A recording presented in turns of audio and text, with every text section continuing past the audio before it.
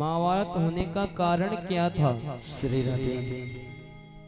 क्योंकि हमेशा कारण कारण में ही विलीन होता है परिचय जी। जो वस्तु जहां से पैदा होती है वहीं जाकर के समाप्त हो जाती है। इस प्रकार समझें आप, जैसे पानी बरसता है तो पानी छत पर गिरता तो लोग हम और आप कहते हैं किसका पानी, कि छत का पानी है। वही पानी जब छत से नीचे के लिए उतरता है तो नाली में आ जाता है, तो नाली का पानी बन जाता है। वही पानी, नाली का पानी किसी नाले में गिरता तो नाले का पानी हो गया, और जब नाले से बड़ी नदी में मिलता तो नदी का पानी हो गया, और जब नदी बड़ी नहर में मिलती है नहर का हो गया, और नहर जाकर के कहाँ मिलती है, सीधे समुद्र में जाके मिल जाती है।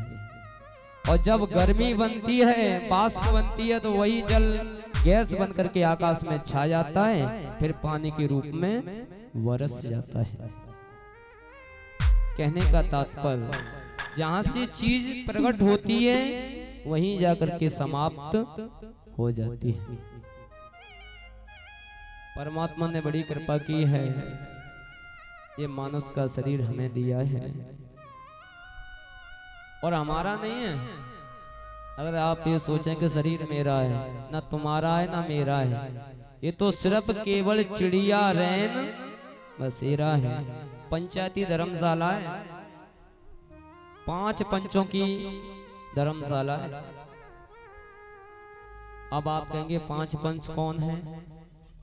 बाबा गोस्वामी जी कह रहे हैं रामचरितमानस में, चित जल पावक गगन समीरा, पंच तत्व रचे अधमो शरीरा। चित जल पावक, पृथ्वी, वायु, आकाश, अग्नि और जल, 5 तत्वों से शरीर बना है। और 5 तत्व अपने जब अंत समय पर अपने अपने में मिल जाते हैं, आकाश आकाश में चला जाता है, जल जल में मिल जाता है, अग्नि अग्नि में चली जाती है। हमारा तुम्हारा क्या है? इस प्रकार समझें आप, ये तो एक ट्रेन है जीवन की।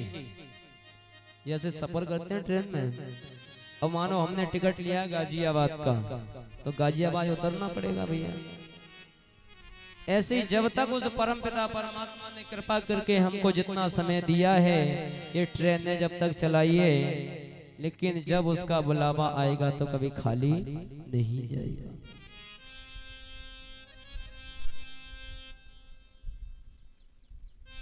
कहने का मतलब, महाभारत क्यों हुआ? एक बार वे दानव के द्वारा पांडवों ने राजसी यज्ञ किया। उसमें इतनी सुंदर व्यवस्था थी कि दिन में भी ये लगता था कि यहाँ पर पानी भरा हुआ है। अब तो खैर वो व्यवस्था नहीं है परिचय जी। पहले जमाने में बद्ध चलते थे, और चांदनी रातें उजियारी, और खेत में पटेला लगा हुआ हो और चांदनी रात खिल रही हो, तो दूर से देखना क्या लगता कि खेत में पानी भरा है। इतनी झिलमिलाहट थी कलरों की कि ये लगता था कि यहाँ पर पानी भरा हुआ है। और दुर्योधन ने जैसे ही देखा कि यहाँ तो पानी भरा है, तो उसने अपनी धोती ऊपर को सुकोड़ ली। इधर द्रौपदी मैया अपनी अट्टारिका पे अपने केसों को सुखा रही थी। उन्होंने कहा, वाह, हम तो ये सोचते थे कि धृतराष्ट्रीय अंधे हैं, लेकिन हमने तो देख लिया कि अंधे के अंधे ही पैदा होते हैं। बस हो गया काम। दुर्योधन ने उसी समय सौगंध खा ली कि द्रौपदी, तुमने मेरी भरी सभा में हंसी उड़ाई है, अगर तुम्हें नंगा करके अपनी जंगा पर नहीं बिठा दूं तो मेरा भी नाम दुर्योधन नहीं है, बस नींव जम गई। इसलिए गीता में लिखा है कर्म वो करना चाहिए जिसको कष्ट ना हो। जीने के लिए तो पशु पक्षी भी जिया करते हैं, पेट भरने के लिए तो पशु पक्षी भी पेट भी भरा करते हैं, लेकिन जो औरों के काम आए उसे इंसान कहते हैं।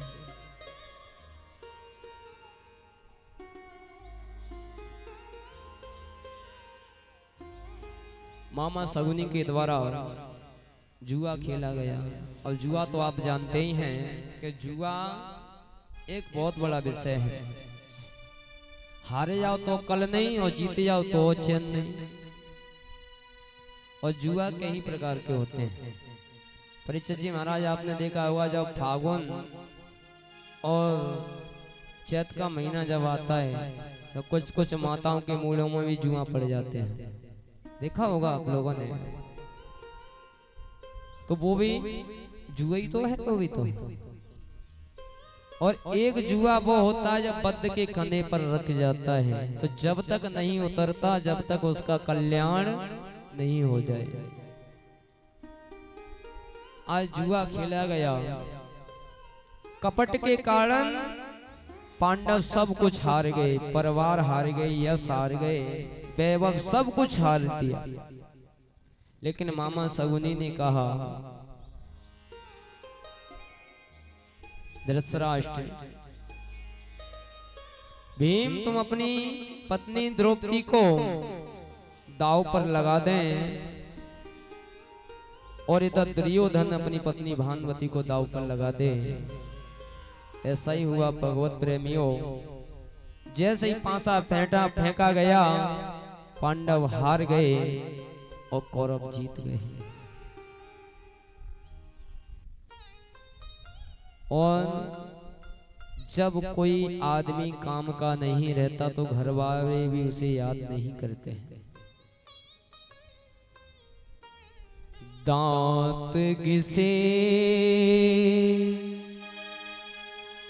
दांत घिसे खोरोग से कंदा बोझ न ले,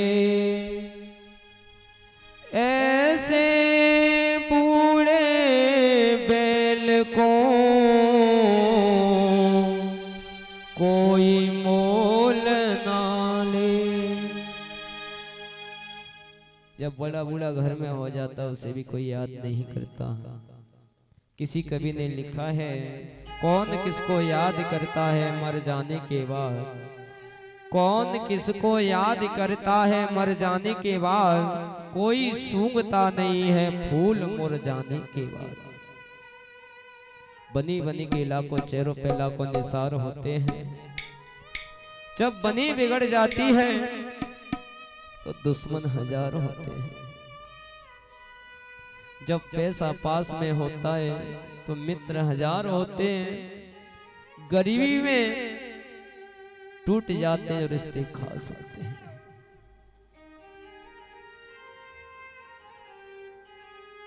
दुर्योधन ने अश्वत्थामा से कहा,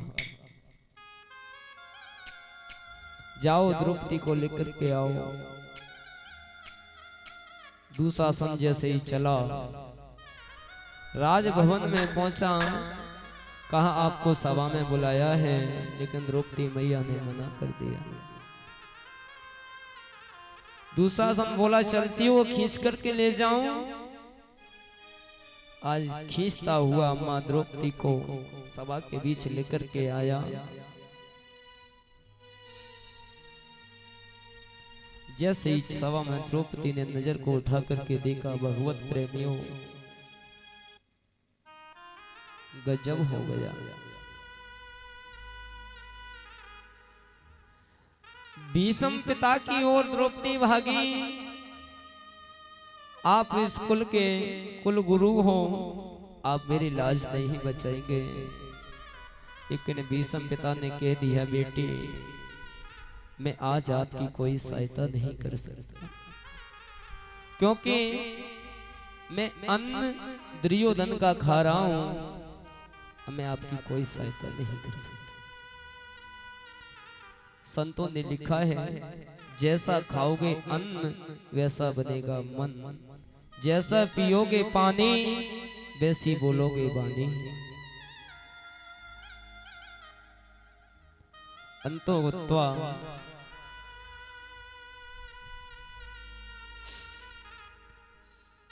अर्जुन की ओर द्रौपदी दौड़ी।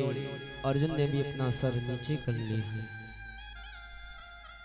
नकुल सहदेव की ओर दौड़ी, उन्होंने भी अपना सर नीचे झुका लिया। जब संसार में कोई सहारा नहीं मिलता, बस एक सहारा बचता है, वो है परम पिता का सहारा।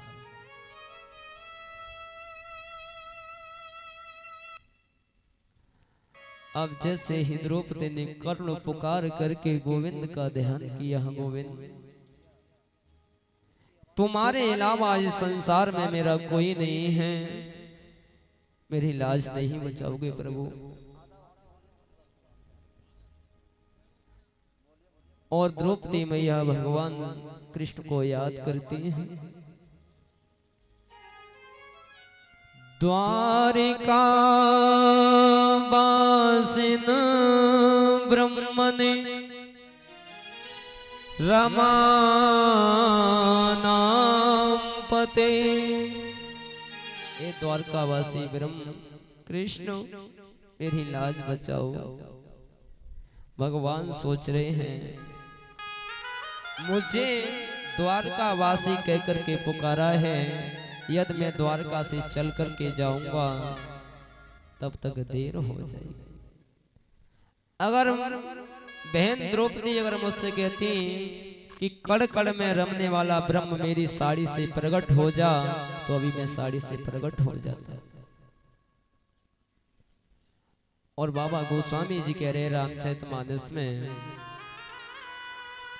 हरे व्यापक सर्वत्र समाना, प्रेम ते प्रगट होए हरे जाना। मेरा गोविंद तो हर जगह विराजमान रहता है। उस टाइम रुक्मिणी जी ने सुंदर भोजन भगवान के सामने रख दिया। कहा प्रभु भोजन प्राप्त करें। भगवान ने पैरा ग्रास जैसे हाथ में लिया। इधर द्रौपदी ने करुण पुकार में द्वारकावासिन ब्रह्मन रमा नाम पते। जैसे द्रौपदी की आवाज को सुना, आंखों से प्रेम अस्त्र बहने लगे। हाथ जोड़ के रुक्मिणी ने कहा, प्रभु क्या दासी से कुछ कमी हो गई भोजन में? अच्छा नहीं बना? लेकिन भगवान कहते हैं, देवी अभी भोजन करने का समय नहीं है। बहन द्रौपदी की लाज जा रही है, अगर मैं भोजन करूंगा तो उसकी लाज चली जाएगी।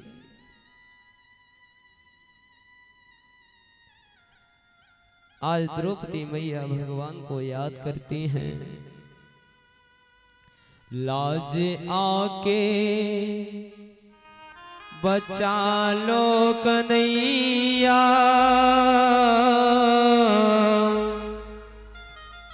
लाज आके बचा लो कन्हैया,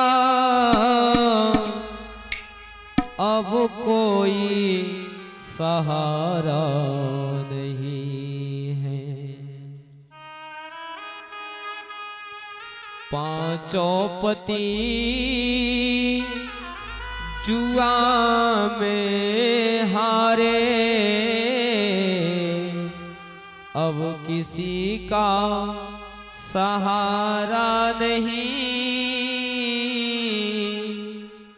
लाज आके बचा लो कन्हैया कन्हैया, तुम्हारे अलावा मेरी लाज को कौन बचाएगा। मानो भगवान ने श्वास की सवारी बनाई हो। जैसे श्वास आने और जाने में समय लगता है, उतनी देर में भगवान ने साड़ी में अपना सीधा पैर रख दिया। क्योंकि राम भरोसे जो रहे पर्वत पे हरिया, तुलसी बिरला सींचत हो मुरझाए। जो राम के जो भक्त होते हैं उन्हें कभी जीवन में कलेश नहीं होता। हमें चिंता उनकी नहीं, उन्हें चिंता हमारी है। और हमारी रक्षक, हमारी नाव का रक्षक तो सुदर्शन चक्रधारी है। अब दूसरा संसारी को खींचने लगा।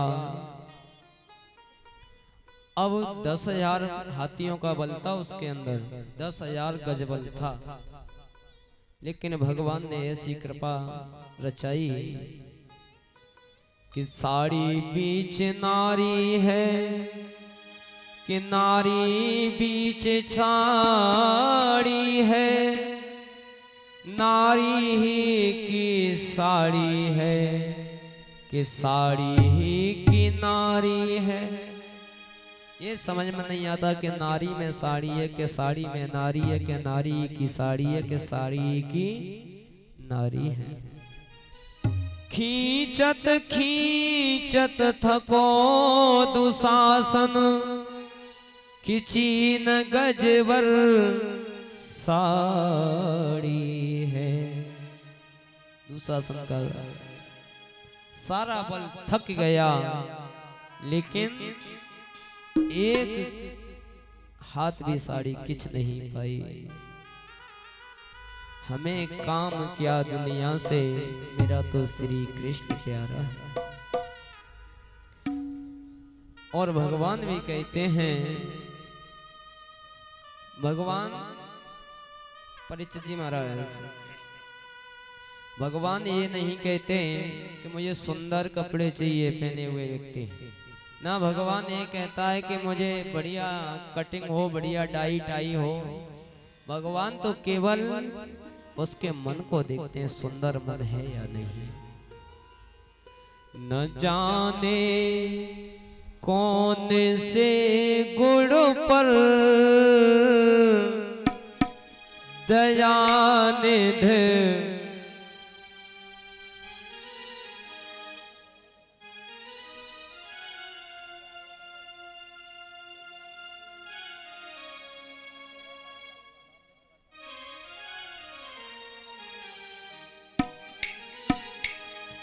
न जाने कौन से गुण पर